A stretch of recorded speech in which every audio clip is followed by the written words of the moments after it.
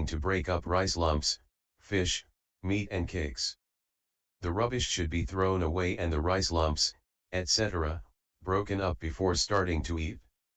The medium one is allowed to break them up with one hand while eating, and he is called a hand ascetic. The mild one is called a bowl ascetic. Anything that can be put into his bowl he is allowed, while eating, to break up, that is, rice lumps, etc. with his hand, or such things as palm sugar, ginger, etc. with his teeth. The moment any one of these three agrees to a second vessel, his ascetic practice is broken. This is the breach in this instance. 41. The benefits are these. Craving for variety of tastes is eliminated, excessiveness of wishes is abandoned, he sees the purpose and the right amount in nutriment, he is not bothered with carrying saucers, etc., about, his life conforms to the principles of fewness of wishes and so on. 42. He baffles doubts that might arise. With extra dishes, downcast eyes. The true devotedness imply of one uprooting gluttony. Wearing content as if 'twere part of his own nature, glad at heart, none but a bowl food eater may consume his food in such a way. This is the commentary on the undertaking, directions, grades, breach, and benefits, in the case of the bowl food eater's practice. 43.7.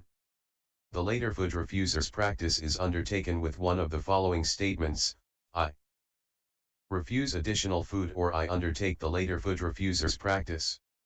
Now, when that later food refuser has shown that he is satisfied, he should not again have the food made allowable by having it put into his hands according to the rule for bhikkhus and eat it. These are the directions for it. 44. This too has three grades. Herein, there is no showing that he has had enough with respect to the first lump, but there is when he refuses more while that is being swallowed. So when one who is strict has thus shown that he has had enough with respect to the second lump, he does not eat the second lump after swallowing the first. The medium one eats also that food with respect to which he has shown that he has had enough. But the mild one goes on eating until he gets up from his seat. The moment any one of these three has eaten what has been made allowable again after he has shown that he has had enough, his ascetic practice is broken. This is the breach in this instance. 45. The benefits are these. One is far from committing an offense concerned with extra food, there is no overloading of the stomach, there is no keeping food back, there is no renewed search for food, he lives in conformity with the principles of fewness of wishes, and so on. 46. When a wise man refuses later food, he needs no extra search in weary mood, nor stores up food till later in the day, nor overloads his stomach in this way. So, would the adept from such faults abstain, let him assume this practice for his gain, praised by the Blessed One, which will augment the special qualities such as content. This is the commentary on the undertaking, directions, grades, breach, and benefits, in the case of the later food refuser's practice. 47.8. The forest dweller's practice is undertaken with one of the following statements: I refuse an abode in a village, or I undertake the forest dweller's practice. 48. Now, that forest dweller must leave an abode in a village in order to meet the dawn in the forest. Herein, a village abode is the village itself with its precincts. A village may consist of one cottage or several cottages, it may be enclosed by a wall or not, have human inhabitants or not, and it can also be a caravan that is inhabited for more than 4 months.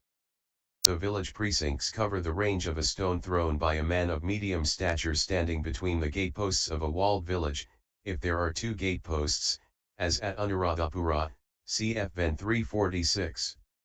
The Vinaya experts say that this stone's throw is characterized as up to the place where a thrown stone falls, as, for instance, when young men exercise their arms and throw stones in order to show off their strength. But the Sutanta experts say that it is up to where one thrown to scare crows normally falls. In the case of an unwalled village, the house precinct is where the water falls when a woman standing in the door of the outermost house of all throws water from a basin. Within a stone's throw of the kind already described from that point is the village. Within a second stone's throw is the village precinct.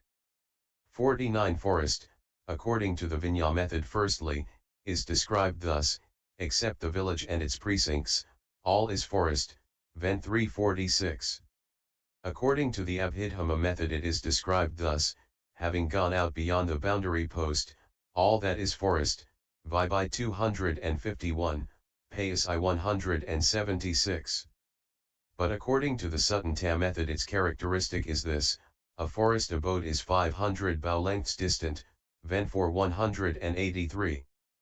That should be defined by measuring it with a strung instructor's bow from the gate post of a walled village, or from the range of the first stone's throw from an unwalled one, up to the monastery wall. 50 But if the monastery is not walled, it is said in the Vinaya commentaries, it should be measured by making the first dwelling of all the limit, or else the refectory or regular meeting place or bodhi tree or shrine, even if that is far from a dwelling belonging to the monastery. But in the Madhyama commentary it is said that, omitting the precincts of the monastery and the village, the distance to be measured is that between where the two stones fall. This is the measure here. 51 Even if the village is close by and the sounds of men are audible to people in the monastery, still if it is not possible to go straight to it because of rocks, rivers, etc., in between, the 500 bow lengths can be reckoned by that road even if one has to go by boat. But anyone who blocks the path to the village here and there for the purpose of lengthening it so as to be able to say that he is taking up the practice is cheating the ascetic practice. 52 If a forest-dwelling bhikkhu's preceptor or teacher is ill and does not get what he needs in the forest, he should take him to a village abode and attend him there. But he should leave in time to meet the dawn in a place proper for the practice. If the affliction increases towards the time of dawn, he must attend him and not bother about the purity of his ascetic practice. These are the directions. 53 This too has 3 grades. Herein, one who is strict must always meet the dawn in the forest. The medium one is allowed to live in a village for the 4 months of the rains. And the mild one, for the winter months too. If in the period defined any one of these 3 goes from the forest and hears the Dhamma in a village abode, his ascetic practice is not broken if he meets the dawn there, nor is it broken if he meets it as he is on his way back after hearing the Dhamma.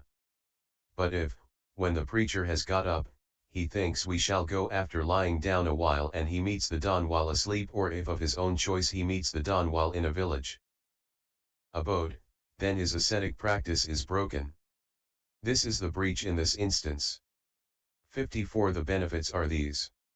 A forest-dwelling bhikkhu who has given attention to the perception of forest, cmn 121, can obtain hitherto unobtained concentration, or preserve that already obtained.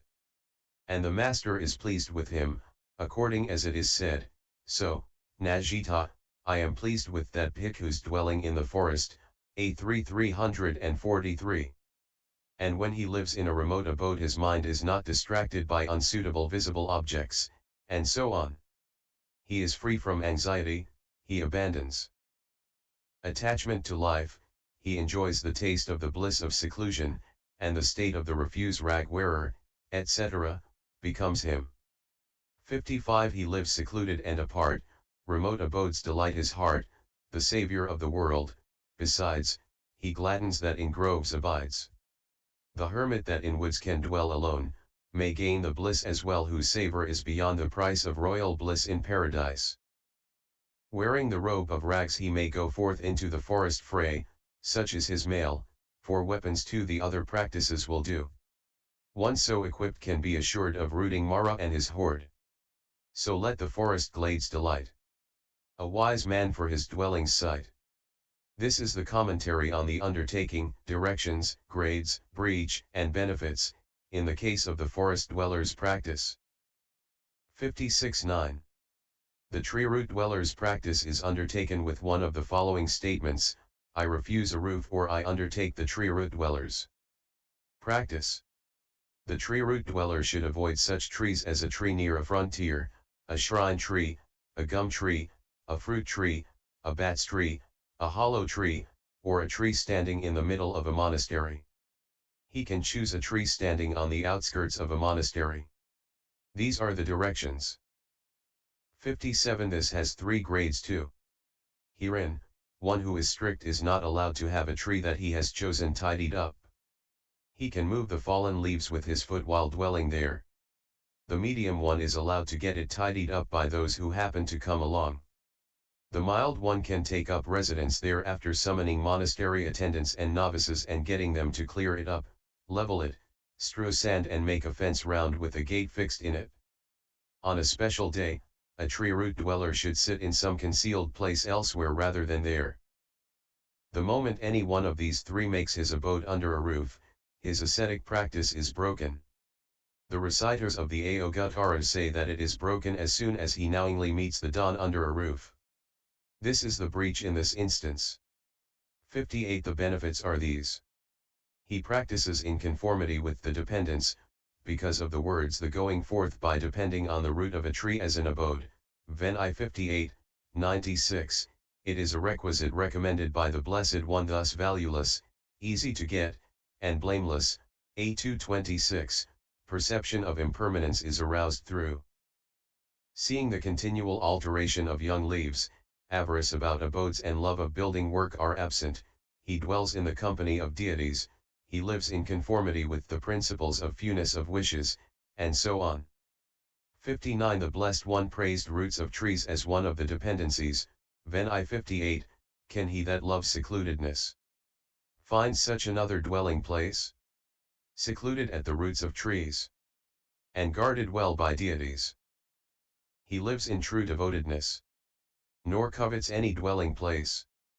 And when the tender leaves are seen bright red at first, then turning green, and then to yellow as they fall, he sheds belief once and for all in permanence.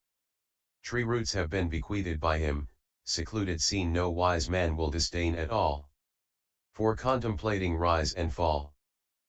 This is the commentary on the undertaking, directions, grades, breach, and benefits, in the case of the tree root dweller's practice.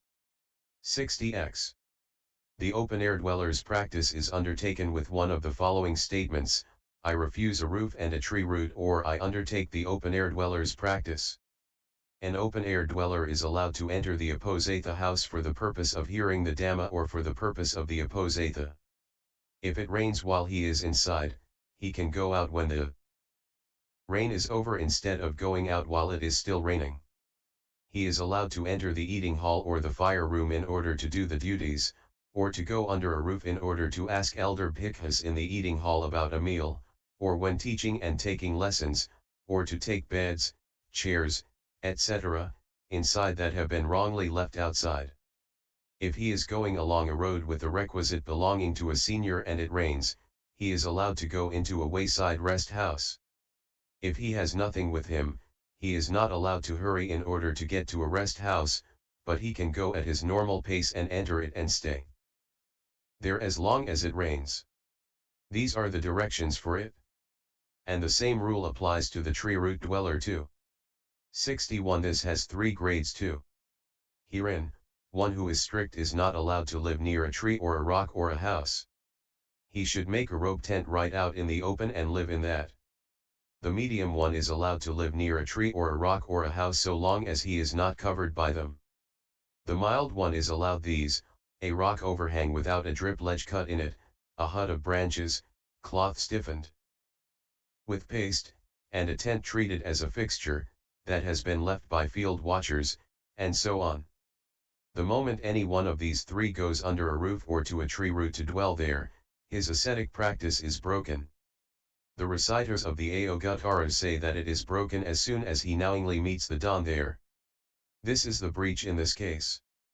62. The benefits are these: the impediment of dwellings is severed, stiffness and torpor are expelled, his conduct deserves the praise like deer. The bhikkhus live unattached and homeless, SI 199, he is detached, he is free to go in any direction, he lives in conformity with the principles of fewness of wishes, and so on. 63. The open air provides a life that aids the homeless bhikkhu's strive, easy to get, and leaves his mind Alert as a deer, so he shall find. Stiffness and torpor brought to halt. Under the star-bejeweled vault. The moon and sun furnish his light, and concentration his delight. The joy seclusion savor gives he shall discover soon who lives in open air, and that is why the wise prefer the open sky. This is the commentary on the undertaking, directions, grades, breach, and benefits, in the case of the open-air dweller's practice. 64:11. The charnel ground dweller's practice is undertaken with one of the following statements: I refuse what is not a charnel ground, or I undertake the charnel ground dweller's practice. Now, the charnel ground dweller should not live in some place just because the people who built the village have called it the charnel ground, for it is not a charnel ground unless a dead body has been burnt on it. But as soon as one has been burnt on it, it becomes a charnel ground. And even if it has been neglected for a dozen years, it is so still. 65. One who dwells there should not be the sort of person who gets walks, pavilions, etc., built, has beds and chairs set out and drinking and washing water kept ready, and preaches Dhamma, for this ascetic practice is a momentous thing. Whoever goes to live there should be diligent. And he should first inform the senior elder of the order or the king's local representative in order to prevent trouble. When he walks up and down, he should do so looking at the pyre with half an eye. On his way to the charnel ground he should avoid the main roads and take a bypath.